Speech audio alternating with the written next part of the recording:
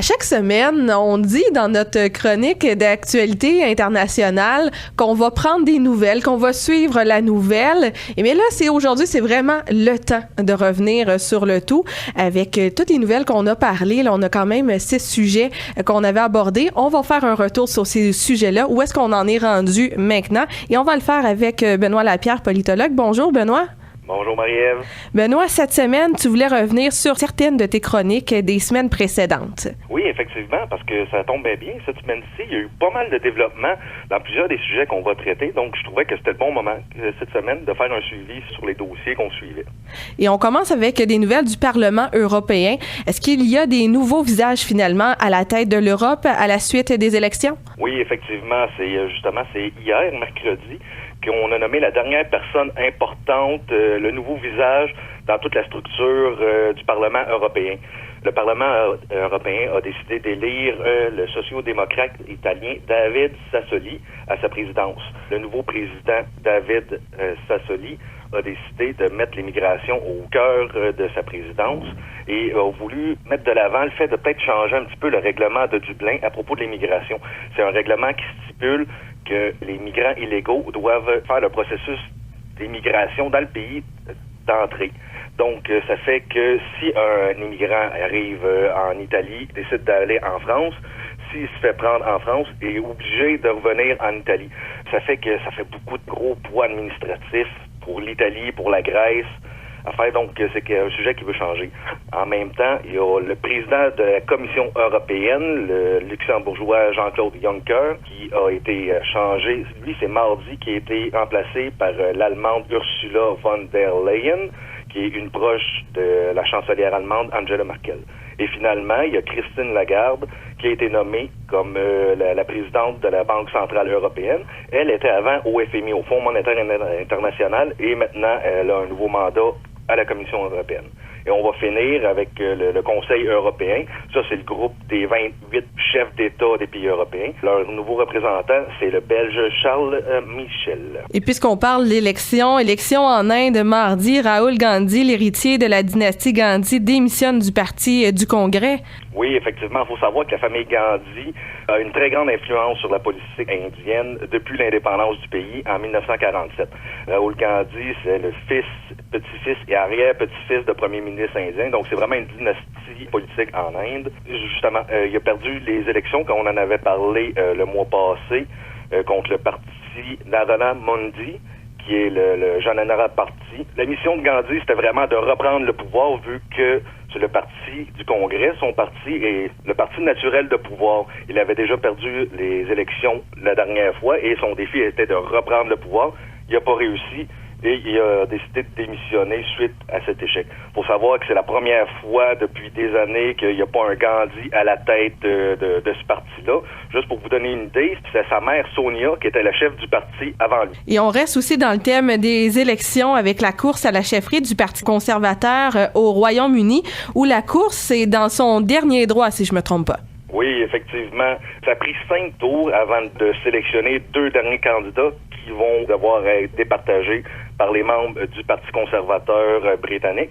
Il s'agit de Boris Johnson, l'ancien maire de Londres, et Jeremy Hunt, qui ont été départagés après 5 tours de vote. Il faut savoir que Boris Johnson a beaucoup de chances d'être élu, et lui, il est partisan d'une sortie de l'Union européenne, d'un Brexit dur, sans accord. Pour rappeler aussi que cette option-là, du Brexit sans accord, a été le projet de loi qui a été le plus près d'être voté à la Chambre des communes britanniques, à comparer des autres projets de loi pour un Brexit négocié, juste pour vous donner une idée à quel point que le vote avait été serré pour une sortie sans accord.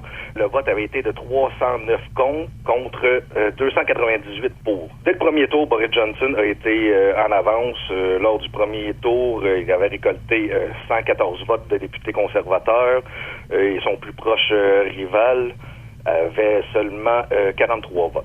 Donc, c'est le 22 juillet que les membres du Parti conservateur britannique vont choisir leur nouveau chef qui va devenir premier ministre. Et ils sont 160 000 à voter. Quand même. Et là aussi, il y a un sujet que tu avais discuté avec Émilie Monroe sur l'histoire de manger les réserves de chocolat, la Côte d'Ivoire et le Ghana qui ne sont pas arrivés à un accord sur un prix de plancher sur la fève de cacao. Oui, effectivement, c'était une nouvelle qu'on avait sortie. C'est que les deux pays, qui représentent quand même 60% de la production mondiale de cacao, c'est environ 3 millions de tonnes, avaient annoncé en juin leur volonté de fixer un prix minimum de 2600 $ la tonne de cacao. Pour savoir, j'ai regardé les prix en bourse ce matin, et c'est environ 2400 $ que ça se négocie en bourse. Donc, c'était un prix majoré d'environ 200 $. Et aussi, les deux pays avaient annoncé la suspension des exportations de cacao pour l'année prochaine. Il y a eu une réunion entre les pays producteurs et les grands chocolatiers mondiaux.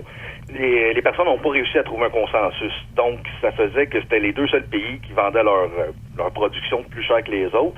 Ils ont décidé de faire marche arrière maintenant. Au lieu d'avoir un prix plancher pour les producteurs, ils ont décidé de changer leur programme pour que ce soit un différentiel de prix d'environ 400 $. Ça veut dire que si tu vends ta tonne de cacao un petit peu moins cher que le marché, les deux gouvernements vont ramener le prix jusqu'à une concurrence de 400 $ environ.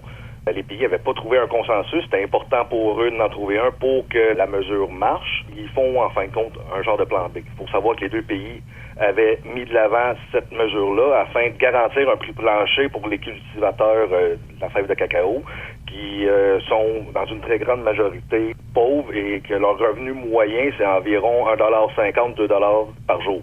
Quand même. Il y a aussi un autre gros sujet qu'on entend peut-être un peu plus parler, c'est concernant Hong Kong. Le projet de loi controversé d'expatriation est mort, si je peux dire ça comme ça. Oui, exactement. C'est exactement les mots que la chef du gouvernement de Hong Kong, Carrie Lam, avait utilisé pour déclarer que le projet n'était plus d'actualité. Elle avait dit exactement que le projet était mort et enterré. Il faut savoir que l'ancienne colonie britannique est en proie à plusieurs manifestations depuis des semaines, depuis le projet de loi controversé de l'extradition des ressortissants hongkongais vers la Chine continentale. Ça avait commencé avec beaucoup de manifestations pacifiques et ensuite, comme n'importe quel mouvement, ça avait peut-être radicalisé et le mouvement est en train de pourrir, entre guillemets. Carrie Lam, la chef du gouvernement, a cédé sur les pressions populaires et a dit que son projet de loi était mort et enterré. Le projet de loi avait déjà été suspendu une première fois, le 15 juin dernier, mais ça n'avait pas calmé les manifestants. L'impulsion avait été ce projet de loi-là, sauf que rapidement, les revendications des manifestants avaient été beaucoup plus larges que ce simple projet de loi-là et avaient inclus différentes revendications sur la liberté d'expression, la liberté démocratique. On se rappelle récemment qu'on a parlé aussi des tensions entre l'Iran et les États-Unis. Est-ce qu'il y a un débouché sur cette histoire-là? Oui, ben c'est ça. L'histoire continue. C'est lundi de cette semaine que l'Iran a annoncé qu'elle avait recommencé à enrichir de l'uranium à une hauteur de plus de 4,5 %, une condition de l'accord entre les États-Unis signé sous Obama et de l'Iran, que l'Iran ne devait pas enrichir de l'uranium au-dessus de ce taux-là. Et aussi, la semaine passée, la République islamique avait aussi annoncé que, dorénavant, elle stockait plus de les 300 kilos d'uranium enrichi que l'accord lui donnait le droit de stocker, justement.